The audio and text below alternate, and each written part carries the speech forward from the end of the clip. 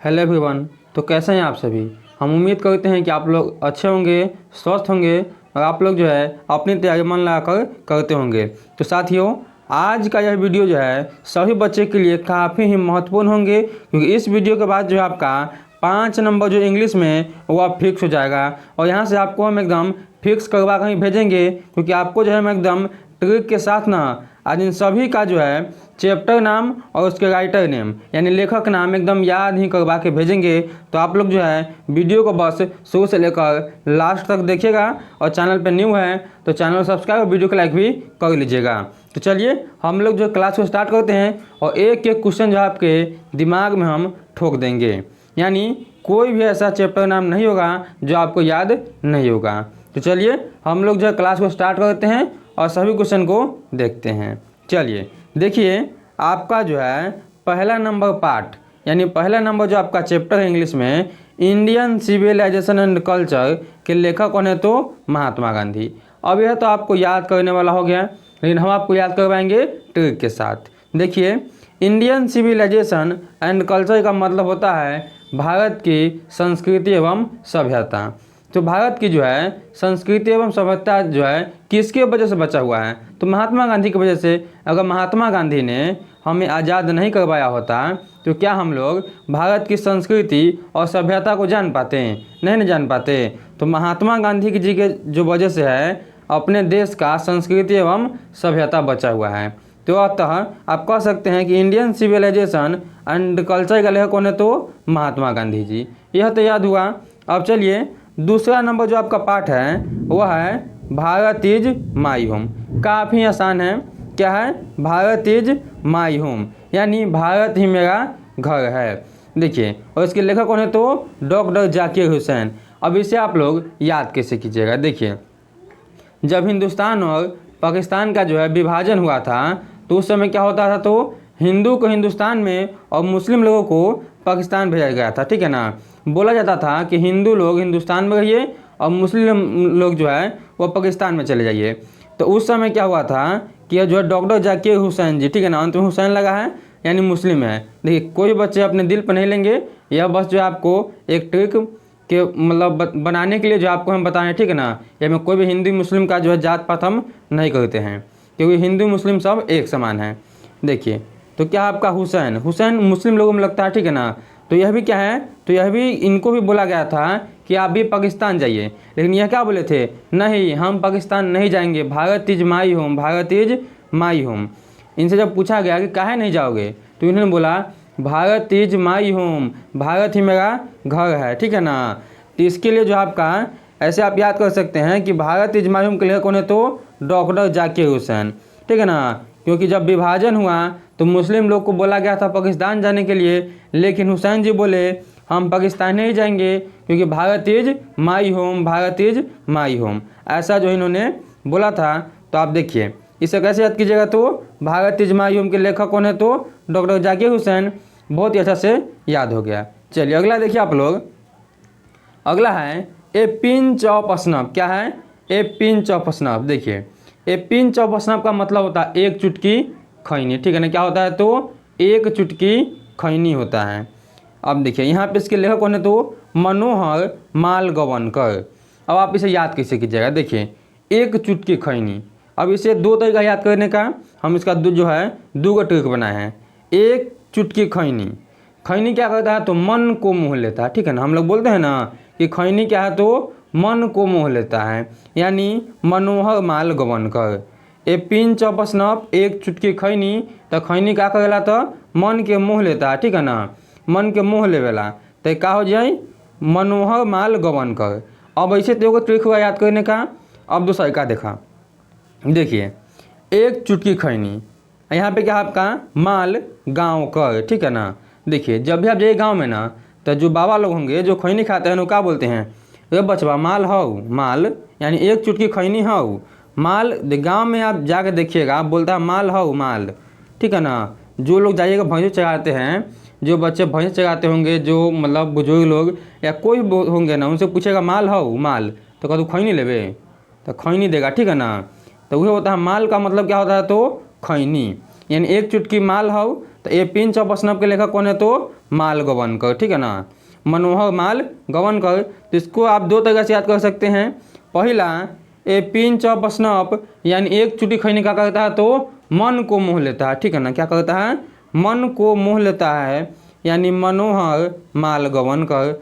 और दूसरा है माल, यानी एक चुटकी माल हऊ, कहल ना गाँव में जेब तो गाँव में बाबा लोग कहियन एक चुटकी माल हऊ, तो माल मतलब खैनी, ठीक है ना, यहाँ पे माल का मतलब हुआ खैनी, यानी ए पिंच ऑफ स्नफ के लिए कौन है तो मनोहर माल गवनकर, ठीक है। चलिए अब अगला देखिए आप लोग, अगला आपका आई हैव ए ड्रीम, मेरा एक सपना है, ठीक है ना।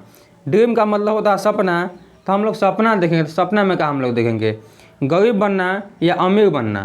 तो हम लोग गरीब बनना कभी देखेंगे नहीं सपना में, ठीक है ना, कभी जो है हम लोग गरीब बनना सपना में नहीं देखेंगे। हम लोग क्या देखेंगे तो हम जो है अमीर से भी अमीर बन जाए, ठीक है ना, यानी किंग बन जाए, क्या तो राजा बन जाए, यानी किंग। तो आई हैव ए ड्रीम के लिए कौन है तो मार्टिन लूथर किंग, याद हो गया ना।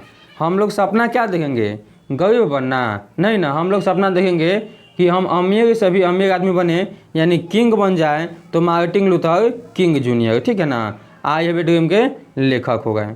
चलिए अब अगला देखिए आप लोग, अगला आपका आइडियाज डैट हैव हेल्पेड मैनकाइंड। यहाँ पे क्या है हेल्पेड, हेल्पेड का मतलब होता है हेल्प करना किसी को, ठीक है ना, किसी को भी हेल्प करना। इसके लिए कौन है तो बर्ट्रैंड रसल, बर्ट्रैंड रसल। अब इसे याद कैसे कीजिएगा, हमको किसी को हेल्प करना होगा तो कैसे हेल्प करेंगे, बांटने का ट्रेंड लेंगे, ठीक है ना, बर्ट्रैंड यानी बांटने का ट्रेंड लेंगे और क्या बांटेंगे तो राशन, यानी जो लोग भूखे होंगे, जो लोग गरीब होंगे उसको हम क्या देंगे तो राशन देंगे और खाने का सामान सब देंगे, ठीक है ना। तो हम लोग क्या देंगे, क्या करेंगे तो बांटने का ट्रेंड लेंगे और क्या तो राशन, ठीक है ना। तो याद हो गया कि हम लोग हेल्प करेंगे तो क्या तो बांटने का ट्रेंड लेंगे और क्या बांटेंगे तो राशन बांटेंगे, ठीक है। तो आइडियाज हैव हेल्पेड मैनकाइंड के लिए कौन है तो बर्ट्रैंड रसल, ठीक है ना, बर्ट्रैंड रसल है, इसे आप लोग याद कीजिएगा। चलिए अगला देखिए आप लोग, अगला आपका द आर्टिस्ट। द आर्टिस्ट का मतलब क्या होता है, एक कलाकार, ठीक है ना, क्या है तो कलाकार, जो चित्र बनाता है उसको हम लोग बोलते हैं आर्टिस्ट। जब जाइएगा आप लोग नया नया चित्र बनावे तो कथी कहबो, हमरा वाले बनावे, ऐसे नहीं ना बोलिएगा, आपको कहना होगा न सीख हम नया छी, यह ना कहबा सीख हम नया छी, यानी सीगा नोया, ठीक है ना। थोड़ा सा याद कीजिएगा, ठीक है ना।